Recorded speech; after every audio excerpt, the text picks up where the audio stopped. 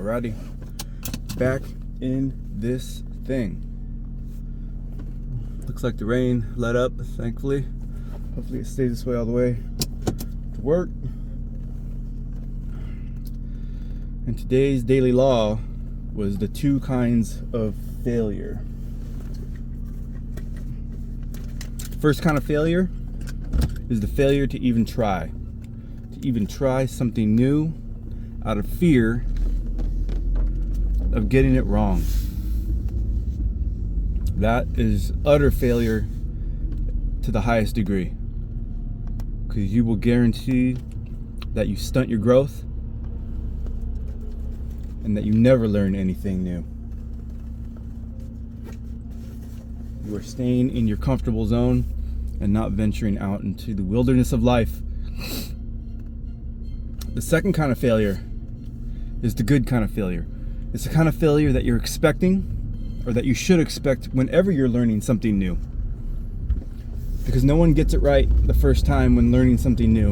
And when they did get it right the first time, chances are there was an element of luck involved that they did not calculate. So if you get overly confident by getting something right for a period of time when you're learning something new, and you're not calculating the element of luck, when something does go wrong, it's going to blindside you and hit you full force. And it will confuse you, because you'll wonder what the heck just happened. Everything was going right, and then something went wrong, and I don't know why. So whenever you're trying something new, a new task, a new sport, a new skill, you almost want to get it wrong from the very beginning. You almost want something to go wrong, because that kind of sets the bar, kind of gives you a little bit of guardrails. Like, okay, that didn't work out. Okay, let's experiment. Let's do something different this time. Then you try it again, and then you see how that goes. And then if something goes wrong there, okay, all right, that didn't work. The result was a little different than the first time because I tried something different. But now I have 2 distinct failures. So I'm going to try something different now. Let's go in this direction. And you keep doing that until you weed out all the little avenues of error. And that's the process of experimentation when it comes to anything.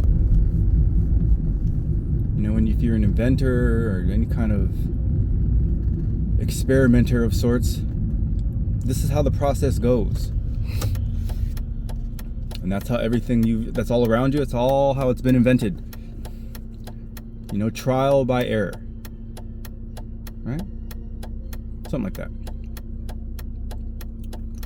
So those are the two levels of failure. Failure to even try, therefore no growth, which is bad. And the failures that you're openly looking to learn from. You should be doing this personally, in relationships, and in life in general. You know, it's like when you were very young and you were learning to walk. You know, you're experimenting with your balance and whatever little strength a very young child has. It's the same thing. You know, take a couple steps, fell. All right, got wobbly and fell. Pretty sure even that little baby's analyzing what it did, because it tries it again, right? Gets up, tries it again. That is the good kind of failure. Failure you can learn from. If you're wise, you'll learn from it. And you won't keep doing the same thing over and over again.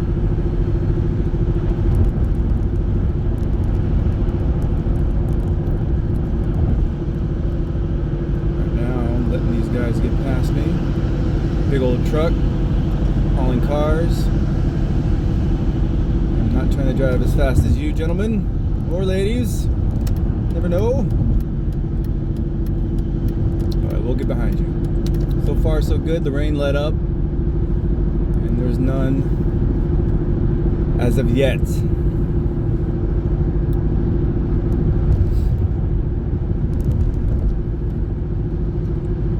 See, how can I apply these modes of failure to my life? How have I experienced this? What did I fail to try that I wanted to? Let me think.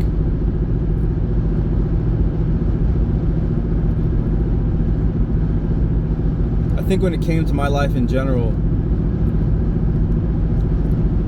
allowing people to give me advice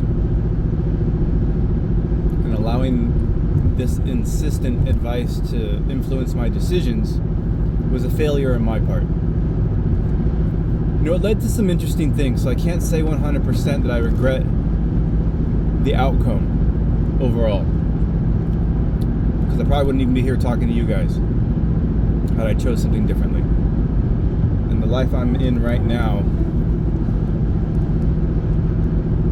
I most certainly love.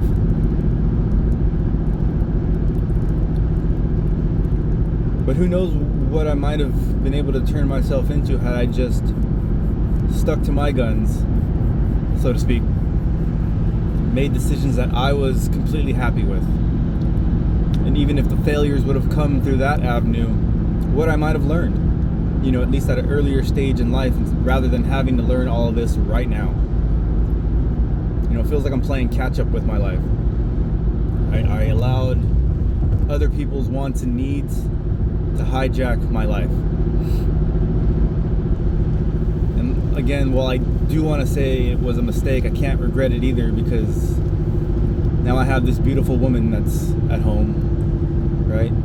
I had this beautiful experience with dogs and learning from a very great trainer.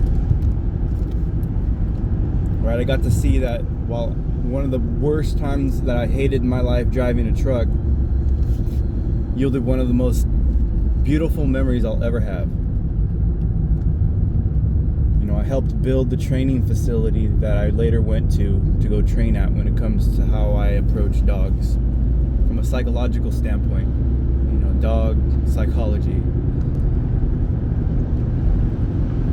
So I got to see that. It was like a huge full circle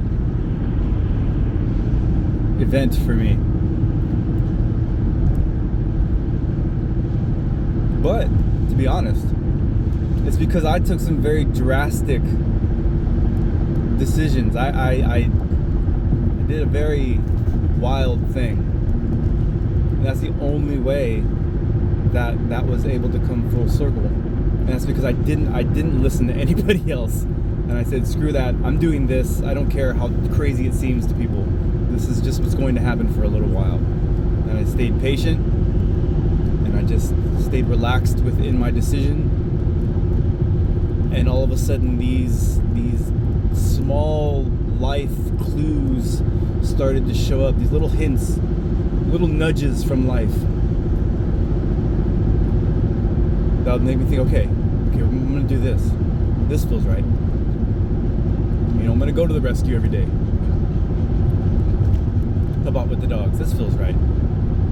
This feels good. So I started following that feeling.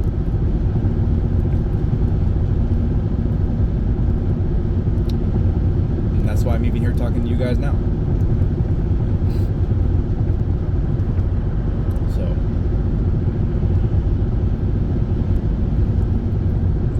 I didn't even have a thought of failure in my head when I was going through that moment in my life.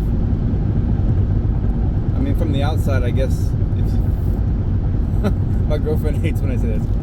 On paper, if I was to write down what it was I was doing. She hates that phrase, on paper. But if I was to write it down, okay, look, living out of a car. At the moment, I don't have a job. This was back then, not now, obviously. This is what I was doing. I was living out of a car, borrowing little bits of money here and there, just to sustain myself. And I did that for a while. I want to say maybe around a year or so before things really started to pick up. I'm going to do that.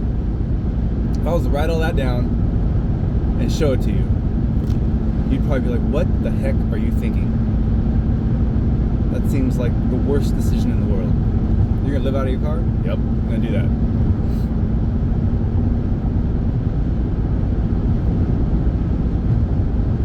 Again, it was like camping. That's how I looked at it.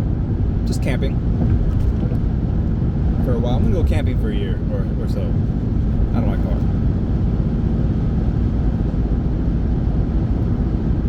That looks like failure. That sounds like failure. You have failed. What do you mean you don't have a job and you're just in your car?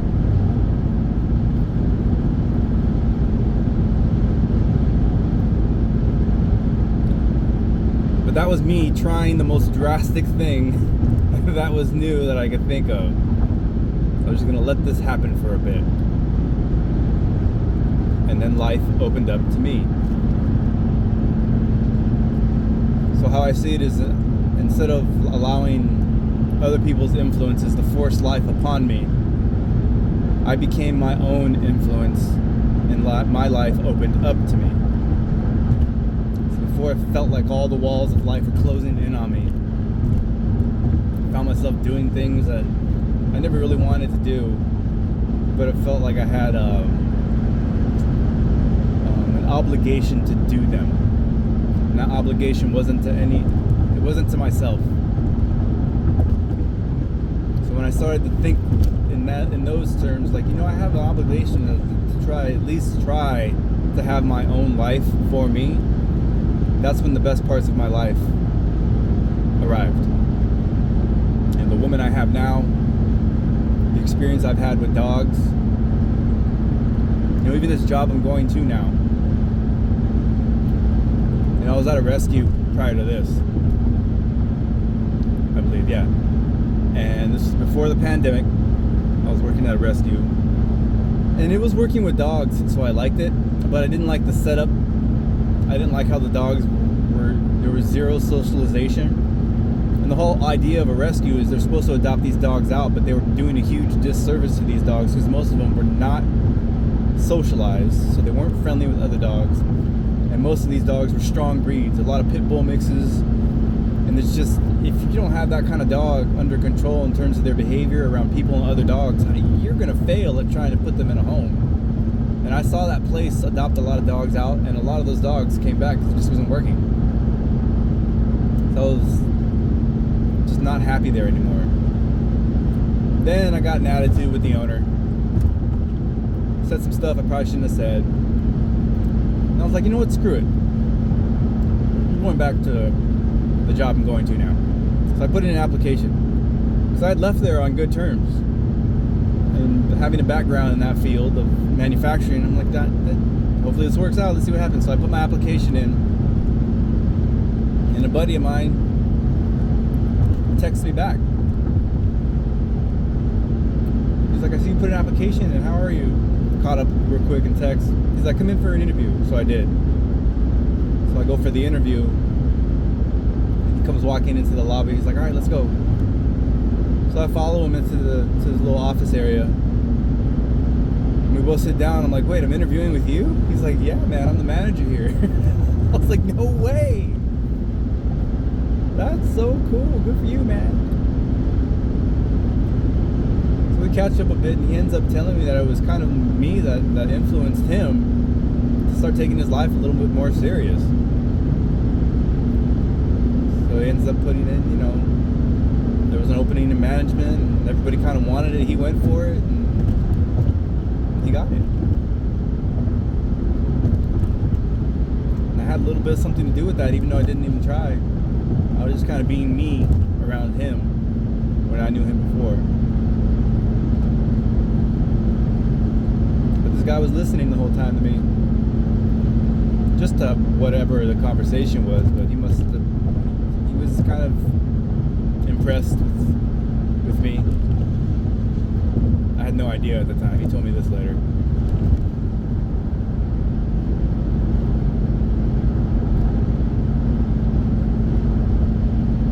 So that's another little full circle story for me.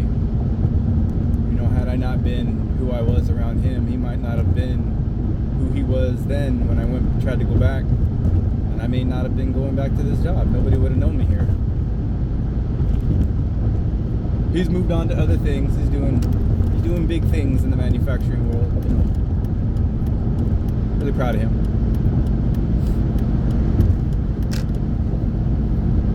And now here I am. All because I took some huge risks that on the outside look like failure. But I stuck with it. You know, a lot of things in my life I didn't stick with. I tried things, but I guess, I don't know, I'd either grow tired of it or just lose interest. But when I decided to make this life change, this was something I was not willing to lose interest in. This is my life I was talking about. So I had to start showing an active interest in my own life rather than just letting it just unfold on its own. I decided to make decisions to guide it intentionally. And even though some of those decisions from the outside looked rather extreme, they did yield some pretty good benefits. So I guess my advice to people, younger people, take some risks, take some calculated risks. Don't be afraid to fail if you do. You gotta bump into the guardrails a little bit to try to see where the limits are. You gotta push your life to the limit. But be safe about it, be calculated about it. You know, take stock of all the advantages you have, the disadvantages you may have, and then go from there. That's what I say. Don't be afraid to fail. And if you do enter into anything with the mindset of, all right, I am going to push this as hard as I can to see when it fails. Expect it to fail, actually. Look for that moment of failure. But analyze everything you do along the way. And always consider the element of luck. Because that does play a part. Everything, really. You know, even just driving to work.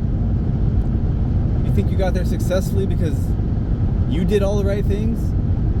Little do you know that you're relying on everybody else to do the right things also for you to get there safely. Not just you on the road controlling everything on your journey. You know, somebody could be having a health issue on the road and all of a sudden inadvertently just veer into your lane. You know, you're relying on everybody else staying in their lane, whether you think about it or not. I believe there's some sort of element of luck when it comes to that. Wow. At the old roads backed up. Oh yeah. That truck lane is completely backed up. I wonder why. Either that or everybody's pulled over to rest, but that's kind of weird that many trucks will be pulled over to rest.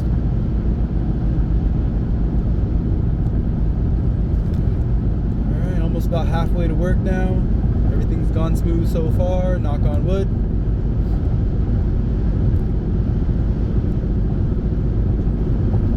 And let me see, what else did I see?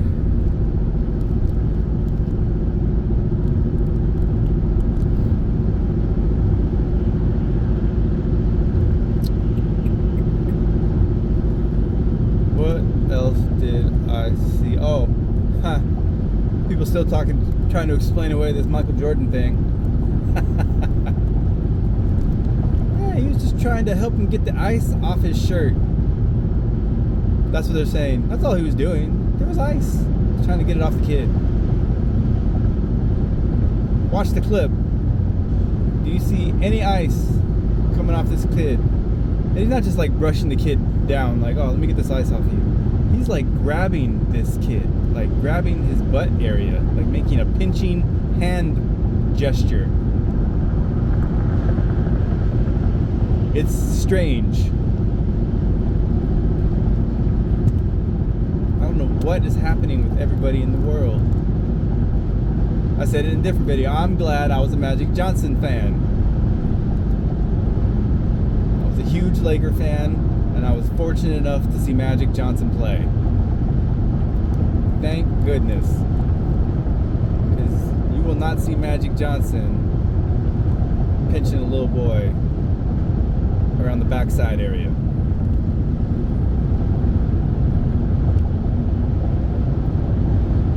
That's my favorite joke right now too. As I came up with it in another video. As I said that, I still hear the people in the back in the comments, yeah, but Magic Johnson got AIDS, so haha. And immediately my mind goes, yeah, but he didn't get that from touching little kids.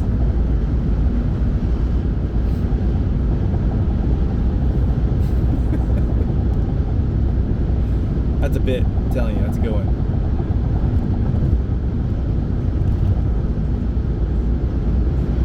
I saw that Jesse Jackson passed away. He was older. The troll in me wants to say, yeah, he probably got the jab. There's been a lot of people dying recently, but he was older. Could have just been age. Who knows?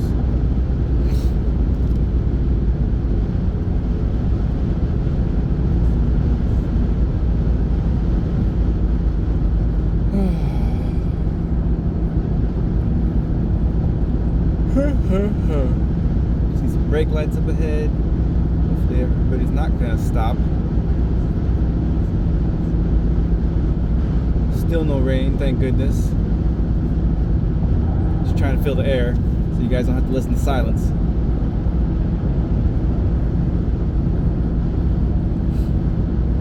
Let's see what else? What else? I don't know. Michael Jordan, Epstein Island.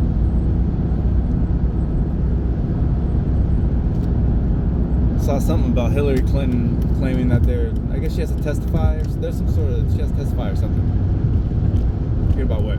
But she's saying, oh, they're just trying to distract from the fact that Donald Trump is in the Epstein files. You are all in the Epstein files as far as I'm concerned.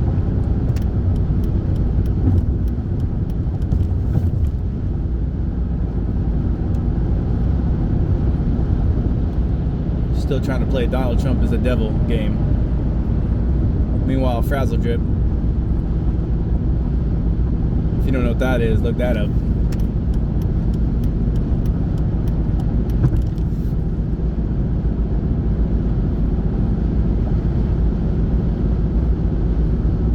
Yeah, there's some wild stuff in the emails and some, all these Epstein files. People thanking people for, thank you for the torture video. One of the emails, I forget from who to who, either from Epstein to, I think it was from somebody to Epstein they were writing, I forget who it was.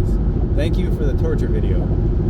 That's crazy. I'm telling you, look up Frazzle Drip, put on your tinfoil hat. I'm sure none of it's true. Wink wink. Couldn't possibly be true. Wink wink.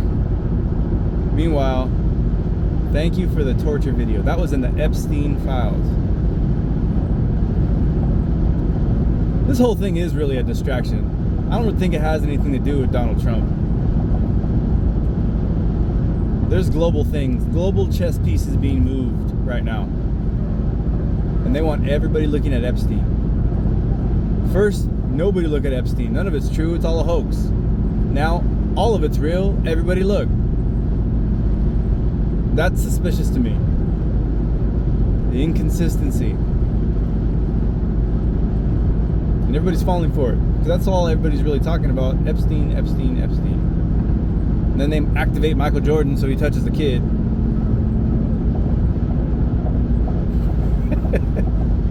Activate Air Jordan. Get him to touch his NASCAR driver's child.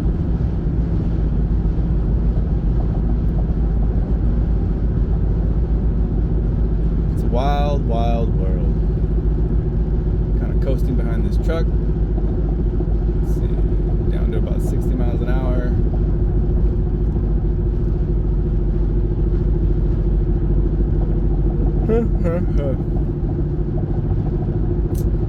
What else? That's about it. Everybody's still stuck on the same things. I'm over the whole Epstein thing. Nothing substantial will come from it. We're just gonna hear a bunch of wild stuff. Nothing will be proven against anybody. All you'll ever remember is the name Epstein, who is supposedly dead. He's not dead. Yeah, I said it. He's not dead.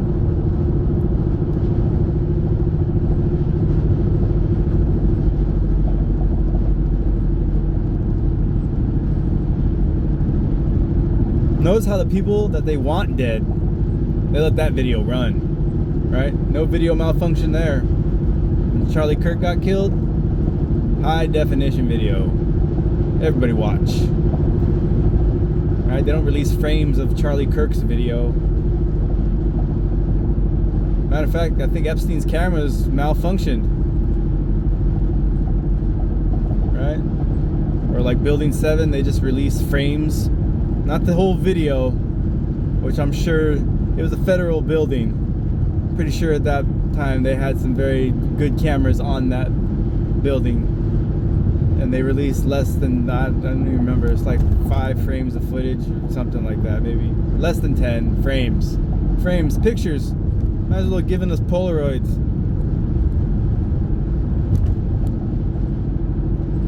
When Charlie Kirk got killed, everybody saw that. However many frames per second we got. They wanted to let you know for sure this could be your fate if you want to go and be the next Charlie Kirk. But if you want to be the next Epstein, cameras go out.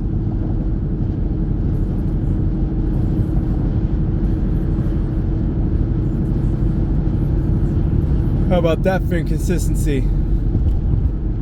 That's how you know evil's in control of this world. God does not control this world. We're squarely in the realm of the devil.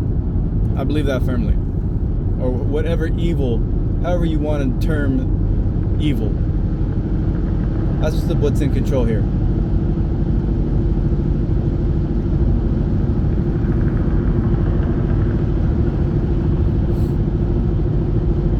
But if you do believe in God, you would know that God's allowing this to happen.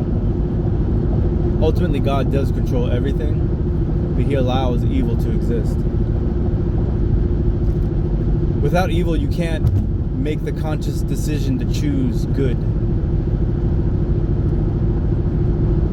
That's why I say to people when they ask, well, why would God allow the devil to influence people and do all these terrible things? Because you have to have the options. God wants you to willingly choose Him. And if He doesn't give you the option of evil, well, it's like He's inadvertently forcing you to choose Him. That doesn't make sense to me. If I was a God and I created what the humans are,